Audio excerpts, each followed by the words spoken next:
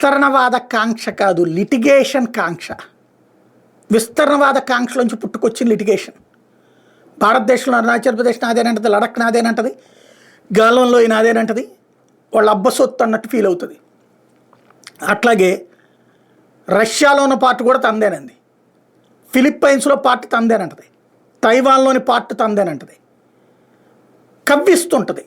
మన దగ్గర గాల్వన్లోయలో కవ్వించినట్టే తైవాన్ని మొన్న యుద్ధ నౌకలతో దిగ్బంధించడం చూసాం. ఇప్పుడు ఫిలిప్పైన్స్కి మళ్ళీ ఇక్కడ సైన్యానికి పని పాట ఏమి ఉండదు, ఇదే పని అనమాట, రెచ్చగొట్టడం. తాజాగా ఫిలిప్పైన్స్కి స్కాబ్రోగ్ షోల్ ప్రాంతంలో ఫిలిప్పైన్స్కి సంబంధించినటువంటి షిప్స్ అన్నిటినీ అడ్డగించింది. చైనాకి సంబంధించినటువంటి నేవీ వెళ్ళి అడ్డగించింది. దాని మీద ఫిలిప్పైన్స్ ప్రభుత్వం తీవ్ర ఆగ్రహం వ్యక్తం చేసింది. అదేమంటే ఆ సముద్ర తీరం మాది అంటది, ఫిలిప్పైన్స్ సముద్ర తీరం చైనాదని చెప్పేసి క్లెయిమ్ చేస్తుంటుంది. ఇంతకుముందు అంతర్జాతీయ న్యాయస్థానానికి వెళ్తానంటే అట్ట కుదరదంటది.